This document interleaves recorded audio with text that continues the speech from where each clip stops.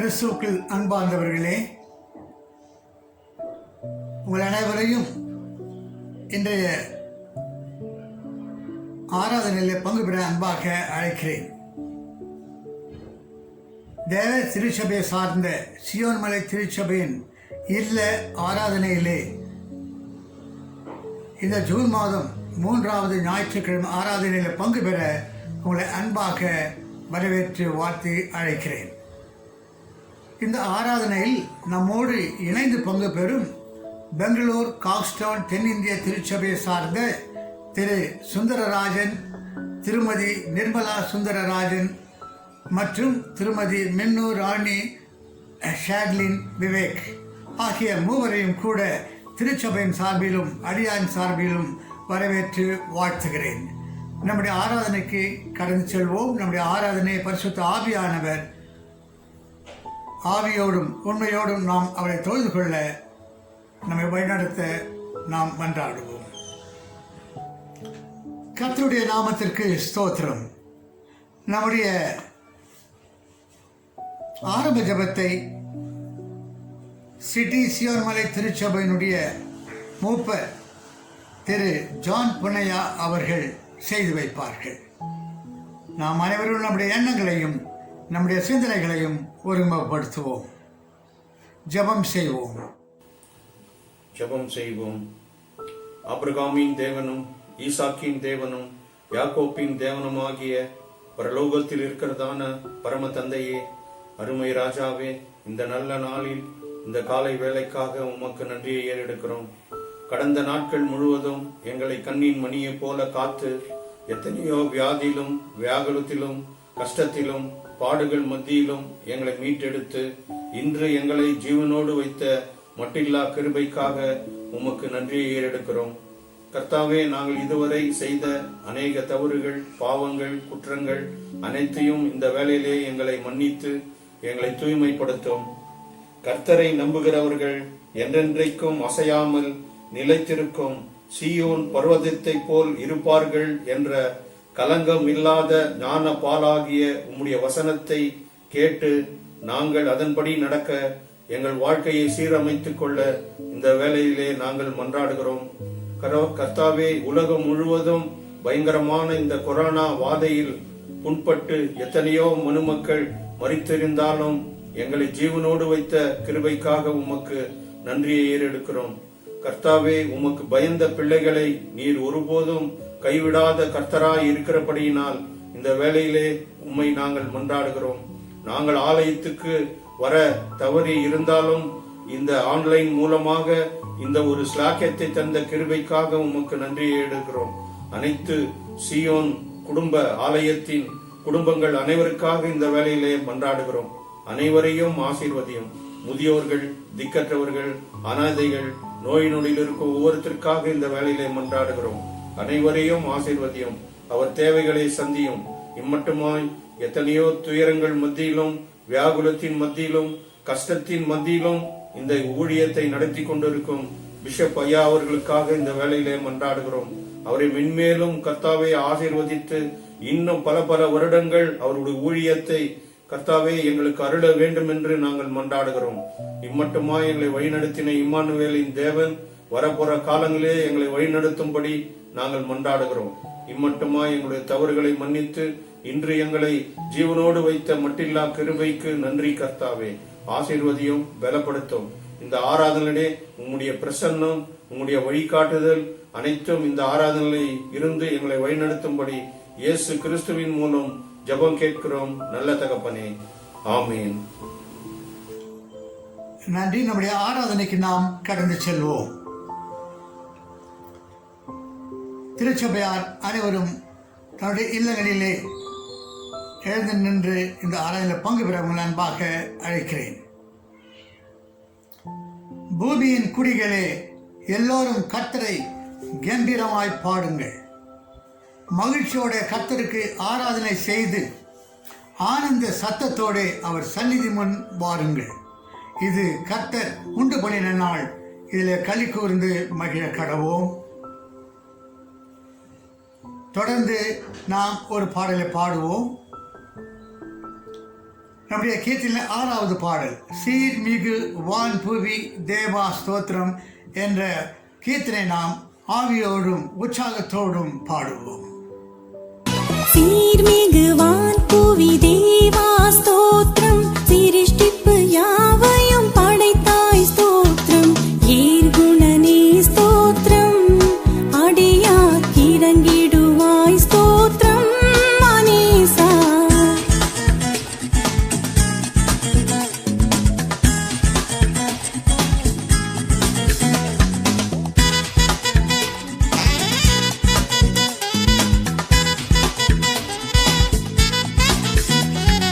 நீர்மிகு அருள் திரு அன்பா ஸ்தோத்திரம், நித்தமும் உமக்கடியார்களின் ஸ்தோத்திரம், ஆர்மணனே ஸ்தோத்திரம், உனது அன்பினுக்கே ஸ்தோத்திரம் மனேசா.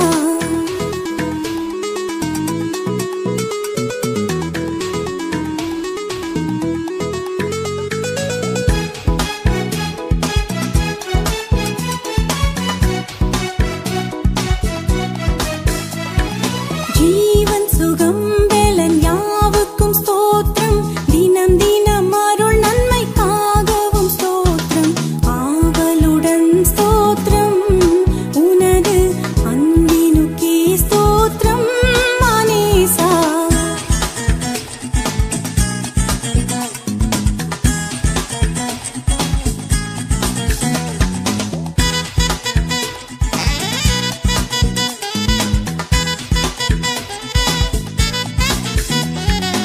ஆத்தும நன்மைகளுக்காகவும் ஸ்தோத்திரம், அதிசய நடத்துதற்காகவும் ஸ்தோத்திரம், சாற்றுகிறோம் ஸ்தோத்திரம், உனது தகும் அன்புக்கே ஸ்தோத்திரம் மனேசா. சீர்மிகு வான் புவி தேவா ஸ்தோத்திரம், சிருஷ்டிப்பு யாவையும் படைத்தாய் ஸ்தோத்திரம், ஏர்குணனே ஸ்தோத்திரம், அடியார்க்கு இறங்கிடுவாய் ஸ்தோத்திரம் மனேசா. இன்றைய ஆராதனைக்காக தேர்ந்தெடுக்கப்பட்ட திருமறை பகுதி பழைய ஏற்பாட்டின் புஸ்தகத்திலே நீதிமொழிகளின் புஸ்தகம் 8ஆம் அதிகாரம் வசனங்கள் 22 முதல் 31 முடிய வாசிக்க கேட்போம். நீதிமொழிகள் 8ஆம் அதிகாரம் வசனங்கள் 22 முதல் 32 முடிய வாசிக்க கேட்போம். Proverbs 8 chapter verses from 22 to 31. Proverbs 8 chapter verses from 22 to 31. இதை நம்முடைய சிட்டி சபையை சேர்ந்த மிஸ்ஸஸ் மணிமேகலை பொன்னையா அவர்கள் வாசித்து கொடுப்பார்கள். இன்றைய தினத்திற்காக வாசிக்க தெரிந்து கொண்ட வேதாகம பகுதி நீதிமொழிகளின் புத்தகம் 8ஆம் அதிகாரம் வசனங்கள் 22 முதல் 31 முடிய. வசனங்கள் 22 முதல் 31 முடிய. கர்த்தர் தமது கிரியைகளுக்கு முன் பூர்வம் முதல் என்னை தமது வழியின் ஆதியாக கொண்டிருந்தார். பூமி உண்டாகும் முன்னும் ஆதி முதற் கொண்டும் அனாதியாய் நான் அபிஷேகம் பண்ணப்பட்டேன். ஆழங்களும் ஜலம் புரண்டு வரும் ஊற்றுகளும் உண்டாகும் முன்னே நான் ஜெனிப்பிக்கப்பட்டேன். மலைகள் நிலை பெறுவதற்கு முன்னும் குன்றுகள் உண்டாவதற்கு முன்னும் அவர் பூமியையும் அதன் வெளிகளையும் பூமியில் உள்ள மண்ணின் திரள்களையும் உண்டாக்கும் முன்னும் நான் ஜெனிப்பிக்கப்பட்டேன். அவர் வானங்களை படைக்கையில் நான் அங்கே இருந்தேன். அவர் சமுத்திர விலாசத்தை வட்டணிக்கையிலும் உயரத்தில் மேகங்களை ஸ்தாபித்து சமுத்திரத்தின் ஊற்றுகளை அடைத்து வைக்கையிலும் சமுத்திர ஜலம் தன் கரையை விட்டு மீறாதபடிக்கு அதற்கு எல்லையை கட்டளையிட்டு பூமியின் அஸ்திபாரங்களை நிலைப்படுத்துகையிலும் நான் அவர் அருகே செல்ல பிள்ளையாயிருந்தேன். நித்தம் அவருடைய மனமகிழ்ச்சியாயிருந்து எப்பொழுதும் அவர் சமூகத்தில் களி கூர்ந்தேன். அவருடைய பூ உலகத்தில் சந்தோஷப்பட்டு மனுமக்களுடனே மகிழ்ந்து கொண்டிருந்தேன். வாசிக்க தெரிந்து கொண்ட வேதாகம பகுதி வாசித்தாயிற்று. நன்றி அம்மா. இரண்டாவது பாடமாக வெளிப்படுத்தின விசேஷம் 21ஆம் அதிகாரம் வசனங்கள் 1 முதல் 8 முடிய வாசிக்க கேட்போம். வெளிப்படுத்தின விசேஷம் 21ஆம் அதிகாரம் வசனங்கள் 1 முதல் 8 முடிய வாசிக்க கேட்போம். இதை ப்ராவர்ப்ஸ் 21 மன்னிக்க வேண்டும். ரெவல்யூஷன் 21ஆம் அதிகாரம் வசனங்கள் 1 முதல் 8 முடிய வாசிக்க கேட்போம். ரெவல்யூஷன் 21ஆம் அதிகாரம் வசனங்கள் 1 முதல் 8 முடிய வாசிக்க கேட்போம். இதை மிஸ்ஸஸ் மின்னுராணி ஷாட்லின் விவேக் அம்மையார் அவர்கள் வாசித்துக் கொடுப்பார்கள். Today's second reading is taken from Revelation chapter 21 verses 1 to 8. வெளிப்படுத்தினர் விசேஷம் 21ஆம் அதிகாரம் வசனங்கள் 1 துவங்கி 8 முடிய. And I saw a new heaven and a new earth, for the first heaven and the first earth was passed away, and there was no more sea. And I, John, saw the holy city, New Jerusalem, coming down from God out of heaven, prepared as a bride adorned for her husband. And I heard a great voice out of heaven, saying, Behold, the tabernacle of God is with men, and he will dwell with them, and they shall be his people. And God himself shall be with them, and be their God. And God shall wipe away all tears from their eyes, and there shall be no more death, neither sorrow nor crying, neither shall there be any more pain, for the former things are passed away. And he that sat upon the throne said, Behold, I make all things new. And he said unto me, Write, for these words are true and faithful. And he said unto me, It is done. I am Alpha and Omega, the beginning and the end. I will give unto him that is athirst of the fountain of the water of life freely. He that overcometh shall inherit all things, and I will be his God, and he shall be my son. But the fearful and unbelieving, and the abominable, and murderers, and whoremongers, and sorcerers, and idolaters, and all liars, shall have their part in the lake, which burneth with fire and brimstone, which is the second death. Here ends the Bible reading. Praise be to the Lord. நன்றி அம்மா. சுவிசேஷ பாகம் வாசிக்கப்படும் திருச்சபையார் எழுந்து நிற்போம். சுவிசேஷ பாகம் வாசிக்கப்படும் திருச்சபையார் எழுந்து நிற்போம். வாசிக்க வேண்டிய சுவிசேஷ பாகம் பரிசுத்த லூக்கா எழுதின சுவிசேஷம் 8ஆம் அதிகாரம் வசனங்கள் 22 முதல் 25 முடிய வாசிக்க கேட்போம். லூக்கா எழுதின சுவிசேஷம் 8ஆம் அதிகாரம் வசனங்கள் 22 முதல் 25 முடிய வாசிக்க கேட்போம். Luke's Gospel according to Saint Luke's 8th chapter verses from 22 to 25. Luke's 8th chapter verses from 22 to 25. இதை நம்முடைய மத்தியில் இருக்கும் மிஸ்டர் சுந்தரராஜன் அவர்கள் இதை வாசித்துக் கொடுப்பார்கள். சுவிசேஷ வேத பாடமாக பரிசுத்த லூக்கா என்பவர் எழுதின சுவிசேஷம் 8ஆம் அதிகாரம் வசனங்கள் 22 தொடங்கி 25 வரை. Gospel according to Saint Luke chapter 8 verses from 22 to 25. பின்பு ஒரு நாள் அவர் தமது சீஷரோடும் கூட படவில் ஏறி கடலின் அக்கறைக்கு போவோம் வாருங்கள் என்றார். அப்படியே புறப்பட்டு போனார்கள். படகு ஓடுகையில் அவர் நித்திரையாயிருந்தார். அப்பொழுது கடலிலே சுழல் காற்றுண்டானதால் அவர்கள் மோசமடையத்தக்கதாய் படகு ஜலத்தினால் நிறைந்தது. அவர்கள் அவரிடத்தில் வந்து, ஐயரே ஐயரே, மடிந்து போகிறோம் என்று அவரை எழுப்பினார்கள். அவர் எழுந்து காற்றையும் ஜலத்தின் கொந்தளிப்பையும் அதட்டினார். உடனே அவைகள் நின்று போய் அமைதி உண்டாயிற்று. அவர் அவர்களை நோக்கி, உங்கள் விசுவாசம் எங்கே என்றார். அவர்கள் பயந்து ஆச்சரியப்பட்டு, இவர் யாரோ காற்றுக்கும் ஜலத்துக்கும் கட்டளையிடுகிறார், அவைகளும் இவருக்கு கீழ்ப்படுகிறது என்று ஒருவரோடு சொல்லிக் கொண்டார்கள். வாசிக்க தெரிந்து கொள்ளப்பட்ட சுவிசேஷ வேதப்பாடம் வாசித்தாயிற்று. கர்த்தருடைய நாமத்திற்கு ஸ்தோத்திரம். தொடர்ந்து நாம் நற்செய்திக்கு கடந்து செல்வோம். நம்முடைய மத்திய சியோன் மலை திருச்சபையினுடைய சிட்டி ஆயர் ரெவரண்ட் ஸ்டான்லி ஜோசப் ஐயா அவர்கள் நம்மோடு இன்று கர்த்தருடைய செய்தியை பகிர்ந்து கொள்வார்கள். கர்த்தர் தாமே ஒரு ஆவியோடும் பரிசுத்த வல்லமையினாலும் அவர் வழிநடத்துவாராக. பிதாவாகிய தேவனாலும் ஆண்டவராகிய இயேசு கிறிஸ்துவினாலும் நம் அனைவருக்கும் கிருபையும் சமாதானமும் உண்டாவதாக. ஆமே. நாம் ஜெபம் செய்வோம். இரக்கமும் கிருபையும் நிறைந்த எங்கள் ஆண்டவரே, இந்த ஆன்லைன் மூலியமாக ஆண்டவரே ஒரு விசையாய் சபை மக்களை சந்திக்கவும் உம்முடைய வசனத்தை போதிக்கவும் எங்களுக்கு கொடுத்த தருணத்துக்காக நன்றி செலுத்துகிறோம். உம்முடைய படைப்பை குறித்து நாங்கள் பேசும்போது மகிழ்ச்சி, சந்தோஷம், சமாதானத்தை கொடுத்து ஆண்டவரை கேட்கிற மக்களை ஆண்டவரை மன மகிழ்ச்சி நிரப்போம். அடியேனை மறைத்துக் கொள்ளும். இயேசு நாமத்தில் கேட்கிறோம் பிதாவே. ஆமேன். நம் ஆண்டவராகிய இயேசு கிறிஸ்து நாமத்தினாலே உங்கள் அனைவருக்கும் என் தோற்றத்தை ஏறெடுத்துக்கொண்டு இந்த நாளிலே சுருக்கமாக கர்த்தருடைய வசனத்தை நாம் தியானம் செய்வோம்.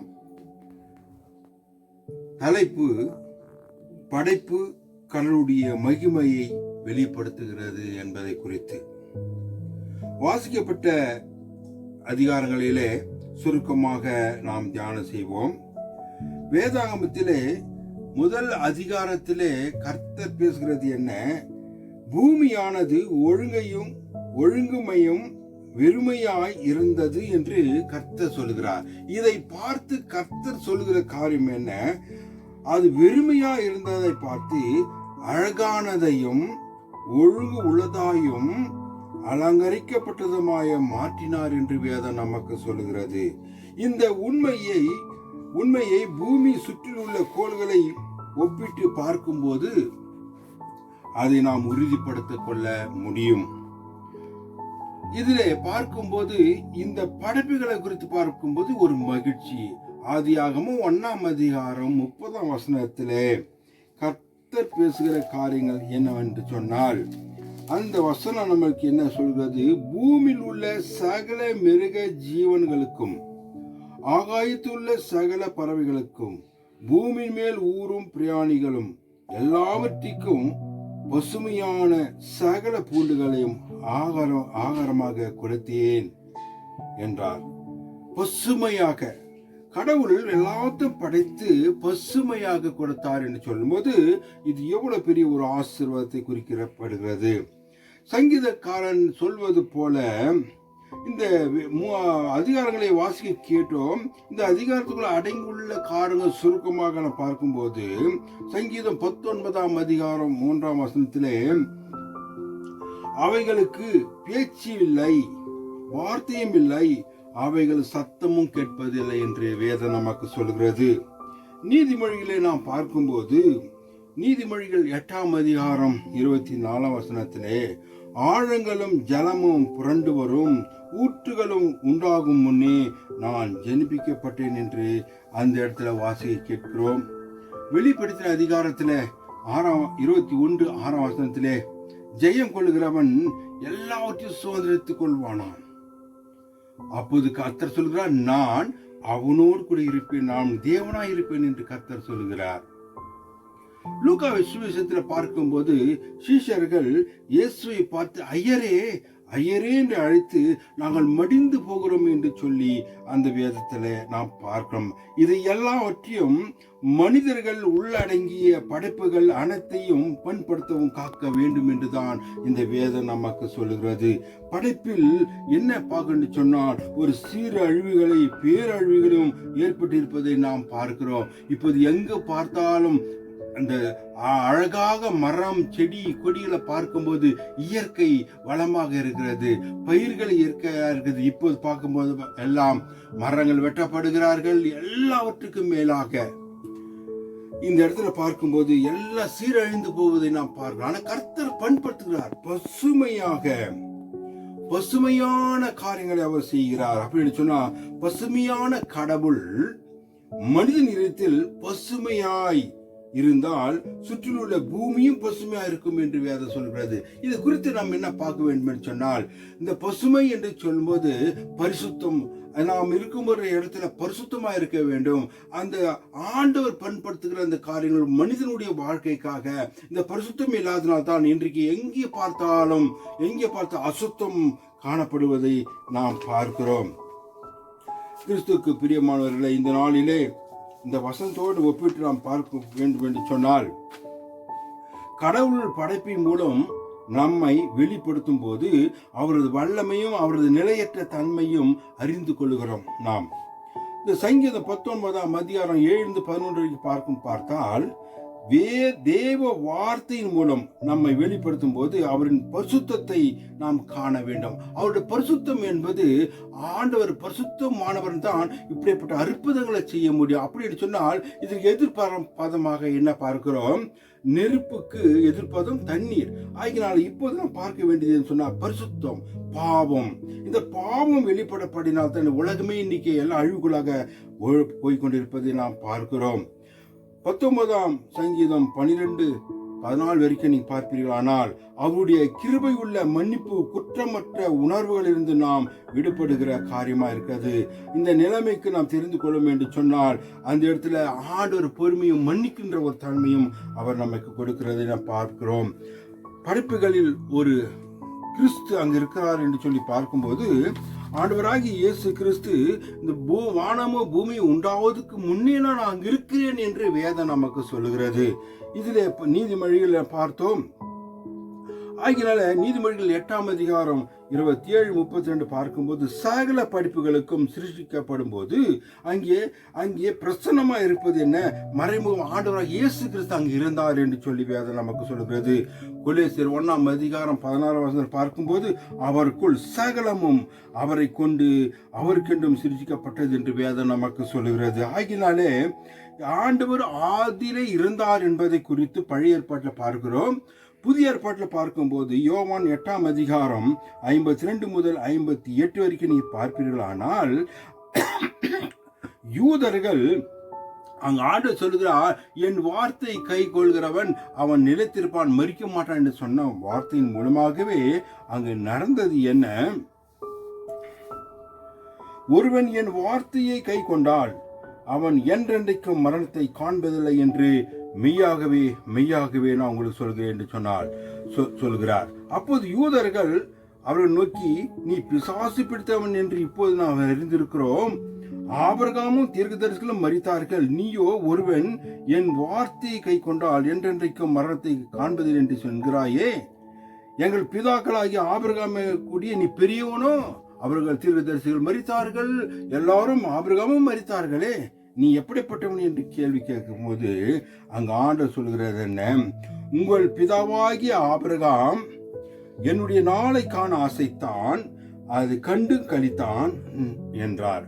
அப்போது யூதர்கள் அவரை நோக்கி, உனக்கு இன்னும் 50 வயது ஆகவில்லையே, நீ ஆபிரகாம் கண்டாயோ என்று சொல்கிறார். அதற்கு இயேசு, ஆபிரகாம் உண்டாவதற்கு முன்னே நான் அங்கே இருக்கிறேன் என்று சொல்கிறார். ஆகினால இந்த படைப்புக்கு முன்னே ஆண்டவராக இயேசு கிறிஸ்து அங்கே இருந்தார் என்று வேதம் நமக்கு திட்டமாக சொல்வதை நாம் பார்க்கிறோம். கிறிஸ்துக்கு அன்பார்ந்தவர்களே, இந்த இடத்துல நான் படைப்பை குறித்தும் பரிசுத்தத்தை குறித்தும் அவருடைய வார்த்தை சத்தியம், ஒரே ஒரு வார்த்தை சொன்னால் போதும், வானம் உண்டானது, கடல் உண்டானது, குண்டுகள் தண்ணீர் வந்தது, இதெல்லாம் பார்க்கும்போது மனிதனுக்காக படைக்கும் போது அதை நாம் எப்படி பண்படுத்துகிறோம், அதை வைத்து நாம் எப்படி ஆஸ்வதிக்கப்படுகிறோம் என்பதுதான். அதே விதமாக தான் இந்த காலத்திலே நாம் பார்க்கும்போது ஆறுகள், குளங்கள், குட்டைகள், நீர்நிலைகள், வாய்க்கால்வாய்கள் இதெல்லாம் பார்க்கும்போது அந்த காலத்தில் தண்ணி எது இடத்தாலும் நன்றாக குடிப்பார்கள். ஆனால் என்றைக்கோ மாசு படைந்திருக்கிறது. எல்லா இடங்களும் அசுத்தம், உப்பு நீர், சாக்கடை நீர், விஷம் கலந்த நீர், கால்நடைகள் எல்லாம் குடிக்கும்போது எல்லாம் பறவைகள் எல்லாம் அழிந்து போகிறதை நாம் பார்க்கிறோம். இப்படிப்பட்டதான காரியங்களை பார்க்கும்போது எல்லாம் அழிந்து கொண்டு இருக்கிற ஒரு காரியமா இருக்கிறது. ஆகினால இந்த அழிந்து போகிற ஆத்மாவை இயேசு என்ன செய்தாராம்? காப்பாற்றுகிறாராம். எப்படி? லூக்கா 8ஆம் அதிகாரத்தில் நாம் 22ஆம் வசனத்தில் நாம் பார்க்கும்போது, கடலில் அவர் போகும்போது அவர் நித்திரை அடைந்திருக்கிறார். அங்கே கடல் கொந்தளிக்கிறது. சீஷர்கள் பார்க்கிறார்கள், ஐயரே ஐயரென்று அதறுகிறார்கள். எழுந்து அதை காற்றையும் கடல் அதட்டினார். எவ்வளவு வல்லமை பாருங்க. அப்போ அங்கு காப்பாற்றப்படுகிறதை பார்க்கிறார், அங்கு பண்படுத்துவதை பார்க்கிறார். அப்படிப்பட்ட கடவுள் நமக்கு துணையாக இருப்பது மாத்திரமல்ல, நீங்களும் நானும் எல்லாரும் வாழ்ந்து சுகமா இருக்க வேண்டும் என்றுதான் கர்த்தர் சொல்கிறார். ஆகினாலே இன்றைக்கு நம் வாழ்கிற பசுமையான நம்முடைய உள்ளம் எப்படிப்பட்டது உள்ளமா இருக்கிறது? நாம் பரிசுத்த உள்ளமா இருந்தால் கர்த்தர் நம்மை ஆஸ்வதிக்கிற தேவனாய் இருக்கிறார். ஆகினாலே நாம் படுகிற இயேசு கிறிஸ்து பிசாசையும் துரத்தி அவனை பசுமையாக மாற்றினார் என்று சொல்லி, அப்படிப்பட்ட தேவன் இன்றைக்கு நாம் இதில் பிறந்து கொடுக்கிற காரணம் என்ன? அவர் படைப்பில் ஒரு அதிசயம், அவருடைய வார்த்தையில் ஒரு அதிசயம், அவர் வல்லமை உள்ளவர், அவர் நீதி உள்ளவர், அவருடைய பசுமை. அவருடைய சொல்லுகிறார், வேதம் சொல்லுது, பிலிப்பியர் 2 அதிகாரம் 1-7 வரைக்கும் பார்ப்பினார். அவருடைய சிந்தை கொண்டிருக்கிறவர்கள் அதே மாதிரி எல்லாமே அற்புதமாக நடக்கும் என்று அவர் சிந்தை கொண்டு அவர் சொல்லுகிற வார்த்தையின் கொண்டு நாம் செய்வோமானால் கர்த்தர் இன்றைக்கு இந்த உலக வாழ்க்கையில எல்லாருக்கும் ஒரு ஆசீர்வாதம், எல்லாருக்கும் ஒரு புதுமை, ஒரு பார்த்து ஒரு சுமந்து கொண்டு நாம் இருக்கிற இடத்துல பரிசுத்தப்படுத்துவோம், நாம் இருக்கிற இடத்துல அழகப்படுத்துவோம், நம் குளங்களை ஆறுகளை தீட்டுப்படுத்திக் கொள்வோம்.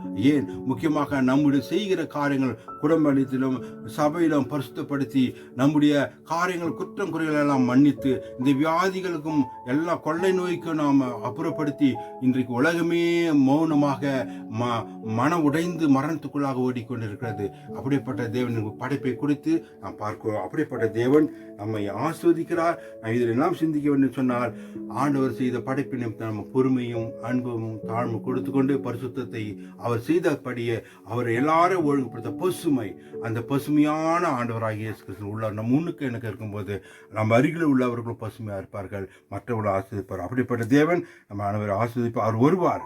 எப்போதுன்னு சொன்னால், அவர் வரும்போது அந்த பரலோக வாழ்க்கையை நாம் கொண்டு போக அவர் சித்த கொண்டு இருக்கிறார். ஆகினாலே என் இயேசு ராஜன் வருவார், என்னில் அடங்கா தூதரோடு என்னை மீட்ட இயேசு ராஜன் என்னை ஆளவே வருவார். உலகில் நடப்பவையெல்லாம் அவர் வருகைக்கு உண்மையை கூறும், அவர் வருகையும் மிகவும் சமீபம், அவர் வரவை சந்திக்க ஆயத்தமாம். இன்று இப்படியாய் அவர் நாம் சந்திக்க வேண்டும் என்று சொன்னால், நீங்களும் நாம் ஆயத்தம் இருக்க வேண்டும் என்று சொன்னால் அவரோடு இணைந்திருப்போம், அவரை குறித்து நாம் பேசுவோம். அதனால இந்த வானமும் பூமியும் அழிந்துவிடும், உம்முடைய வார்த்தை மாறாதது, வாழ்வின் தீபமாய் வழி நடத்தும் உம்முடைய வசனம் நிலையானது என்று வேதம் சொல்கிறது.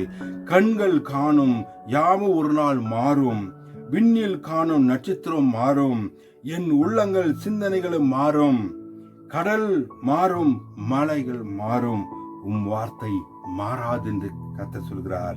காலங்கள் சூழ்நிலைகளும் மாறும், நம் கால்கள் செல்லும் பாதைகள் மாறும், காற்று வீசும் திசைகளும் மாறும், கடும் மலைகளும் மாறும், காரிகளும் மாறும், மனம் மாறும், குணம் மாறும்.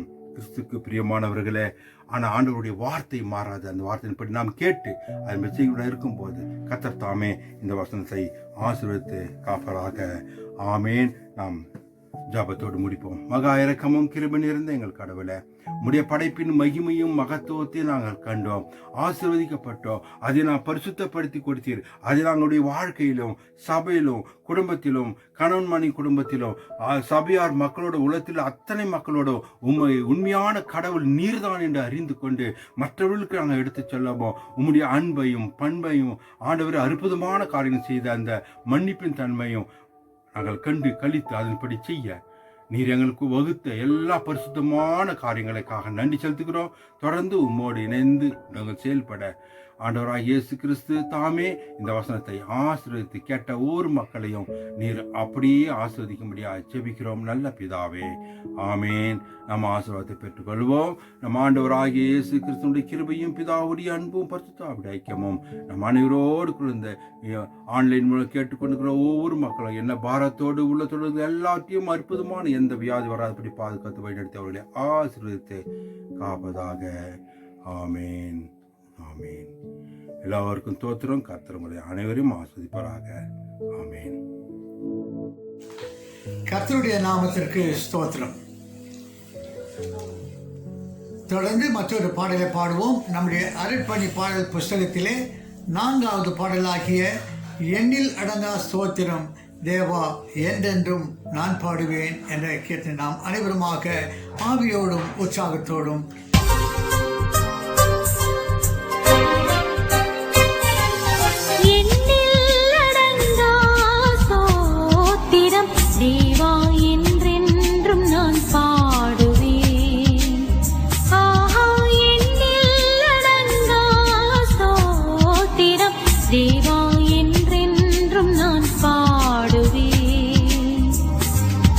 இந்நாள் வரை என் வாழ்விலே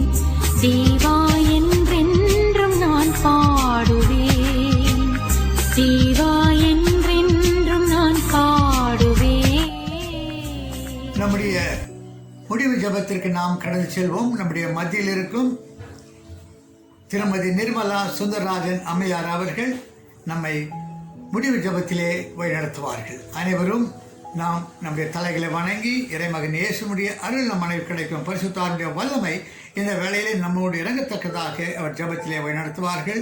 இந்த பின்பு ஆசீர்வாதத்தோடு நம்முடைய இல்ல ஆராதனையை நாம் முடிவு செய்வோம். நம்முடைய மத்தியில் இருக்கும் மிஸ்ஸஸ் நிர்மலா சுந்தரராஜன் அம்மையார் அவர்கள் நம்மை முடிவு ஜெபத்தில் வழிநடத்துவார்கள். தொடர்ந்து நம்முடைய ஆசீர்வாதத்தோடு நம்முடைய இல்ல ஆராதனையை முடிவு செய்வோம். ஜெபம் செய்வோம். நேற்று மென்றும் ஆராதனைகள் நல்ல தோகனே கர்த்தாவே, இந்த நாளின் ஆராதனைக்காக நாங்கள் உமக்கு நன்றி செலுத்துகிறோம். நீ தேவன், நாங்கள் உம்மால் உண்டாக்கப்பட்ட உங்களுடைய கரத்தின் கிளைகளப்பா. நாங்கள் உண்மை துதிக்கவும் ஸ்தோத்திரிக்கவும் தேவரே நீர் தந்த இந்த நாளுக்காகவும் இந்த மன மகிழ்ச்சி நாளிலே நாங்கள் ஒன்று சேர்ந்து உண்மை துதிக்கவும் ஸ்தோத்திரிக்கவும் கர்த்தர் நீர் தந்த இந்த நல்ல உபகாரத்திற்காக நாங்கள் உண்மை துதிக்கிறோம் ஸ்தோத்திரிக்கிறோம். தேவாதி தேவனே, நீர் நேற்றும் மாறாத எங்கள் தகப்பனாயிருக்கிறீர். நீர் கர்த்தாவே எங்களை மட்டுமாய் காத்த எபினேசராய் எங்களோடு கூட இருந்திருக்கிறீரப்பா. அதற்காக துதிக்கிறோம் ஸ்தோத்திரிக்கிறோம்ப்பா. இது அந்த நாளிலே கர்த்தாவே யார் எங்கெங்கு உண்மை கூடி துதிக்கிறார்களோ அவர்கள் மத்தியிலே நீர் வாசமாயிருந்து உங்களுடைய நாமத்திற்கு மகிமை உண்டாகும்படியாக உங்களுடைய பிள்ளைகளுக்கு கர்த்தர் நீர் இறங்கி எல்லா நன்மைகளையும் ஆசீர்வாதங்களையும் கர்த்தர் தர வேண்டுமாய் உங்களுடைய சமூகத்தில் எங்களை தாழ்த்தி வேண்டிக் கொள்கிறோம். கர்த்தாவே, எங்களுடைய தேசத்துக்காக நாங்கள் வருகிறோம். தேசத்திலே கர்த்தாவே இந்த நாட்களிலே கொடிய இந்த வைரஸினாலே பாதிக்கப்பட்டு அநேகர் மறுத்து போனார்களப்பா. மறுத்து போனவர்களின் குடும்பங்களில் நீர் ஆறுதலையும் தேர்தலையும் சமாதானத்தையும் தந்து அந்த இடங்களை நிரப்பி குடும்பங்களை நீராற்றி தேர்ச்சி வேண்டுமா நாங்கள் ஜெபிக்கிறோம். கர்த்தாவை அறியாத ஜனங்கள் இப்போதாகிலும் உம்மை நோக்கி பார்த்து கர்த்தாவை அவர்கள் ரட்சிப்புக்குள்ளே வர கர்த்தரை வழிநடத்த வேண்டுமா நாங்கள் ஜெபிக்கிறோம். அதிகாரத்தில் உள்ளவர்களுக்காக, அரசாங்கத்தில் இருக்கிறவர்களுக்காக நாங்கள் ஜெபிக்கிறோம்ப்பா. ஏழைகளுக்கும் மற்றவர்களுக்கும் நல்ல நீதியை செய்யத்தக்கதான ஞானத்தினை கட்டளையிட்டு வழிநடத்த வேண்டுமா நாங்கள் ஜெபிக்கிறோம்ப்பா. கர்த்தர் நீர் பெரியவர், அதிசயமான காரியங்களை செய்வர் என்று நாங்கள் விசுவாசிக்கிறோம். தகப்பனே, எங்களுடைய விசுவாசத்தை நீ உறுதிப்படுத்திக் கொள்ள மறுபடியும் கர்த்தர் நீர் இடைப்பட்டு ஒவ்வொரு இடங்களிலும் உங்களுடைய நாம மகிமைக்காக நீர் நன்மைகளை செய்ய வேண்டுமா நாங்கள் ஜெபிக்கிறோம். இது அந்த நாளிலே தகப்பனே, யார் எங்கெங்கே இந்த வைரஸ்னாலே பாதிக்கப்பட்டு மரண தருவாயில் இருக்கிறார்களோ அங்கே எல்லாம் கர்த்தருடைய கரம் இருக்க வேண்டுமாய் நாங்கள் ஜெபிக்கிறோம். கர்த்தர் நீதாமே உங்களுடைய வசனத்தை அனுப்பி அவர்களை பாதுகாக்க வேண்டுமா நாங்கள் ஜெபிக்கிறோம். அவர்களுக்காக செய்யப்படுகிற ஊழியங்களையும் கர்த்தாவே அந்த ஹாஸ்பிட்டலில் இருக்கக்கூடிய டாக்டர்ஸும் நர்சஸும் மற்றவர்கள் நீர் ஆசீர்வதித்து வழிநடத்த வேண்டுமா ஜெபிக்கிறோம். தகப்பனே, இது அந்த நாளிலே ஏழைகளுக்காகவும் விதவைகளுக்காகவும் அநாதைகளுக்காகவும் திக்கற்றவர்களுக்காகவும் இன்னும் சகலருக்காகவும் நாங்கள் ஜெபிக்கிறோம். தகப்பனே, நீதாமே அவர்களுக்கு போதுமானவராயிருந்து வழிநடத்த வேண்டுமா வேண்டிக் கொள்கிறோம். கர்த்தர் நீர் உண்மை நம்பி இருக்கிற ஜனங்களோடு எப்போதும் வெட்கப்பட்டு போகாதது படிக்கு நீர் வழிநடத்த வேண்டுமா ஜெபிக்கிறோம். எங்களுடைய சபைகளையும் சபையில் இருக்கிற போதகர்மார்களையும் பிஷப்புகளையும் கர்த்தர் தாமே ஆசீர்வதித்து வழிநடத்திக் கொள்ள வேண்டுமா ஜெபிக்கிறோம். சுவிசேஷ ஊழியங்களை செய்வர்களுக்கு வேண்டிய கர்த்தாவை நல்ல ஞானத்தையும் அதிகாரத்தையும் தந்து கர்த்தாவை அவர்கள் செய்கிற ஊழியத்தை ஆசீர்வதியும். கள்ள போதகர்களையும் கள்ளத்திற்கதரிசிகளையும் கர்த்தர் நீர் வேறறுத்து ஜனங்களை பாதுகாக்க வேண்டுமா நாங்கள் ஜெபிக்கிறோம். இது அந்த நாளிலே கர்த்தாவே குடும்பங்களுக்காக வருகிறோம். இந்த சபையின் மக்களை ஒவ்வொருவரையும் நீர் ஆசீர்வதித்து அவர்கள் தேவைகளை சந்தித்து இது அந்த நாள் முழுவதும் உண்மையிலே கர்த்தாவை நிலைத்திருந்து புதிய காரியங்களுக்காக நாங்கள் கர்த்தாவை உலகத்திற்குள்ளே செல்லும்போது உம்முடைய கிருபையின் பிரசன்னம் ஒவ்வொருவரோடும் இருந்து வழிநடத்திக் கொள்ள வேண்டுமா நாங்கள் ஜெபிக்கிறோம்.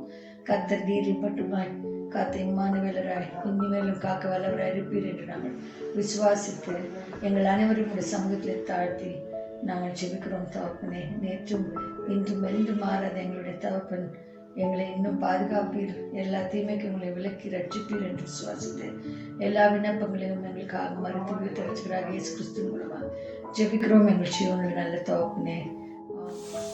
ஆபிரகாமின் தேவனும் ஈசாக்கின் தேவனும் யாக்கோப்பின் தேவனும் ஆகிய நம்முடைய பரமதேவனுடைய மைந்தனாகிய நசரனாகிய இயேசு கிறிஸ்துவின் கிருபையும் காருண்யமும் கடாட்சமும் எங்கள் அன்பின் தேவனுடைய அனுக்கிரக ஆசீர்வாதங்களும் பரிசுத்த ஆவியுடைய ஐக்கியத்தின் கிரியையும் நம் அனைவரோடும் இன்றும் என்றும் சதா கால நிலைத்திருப்பதாக.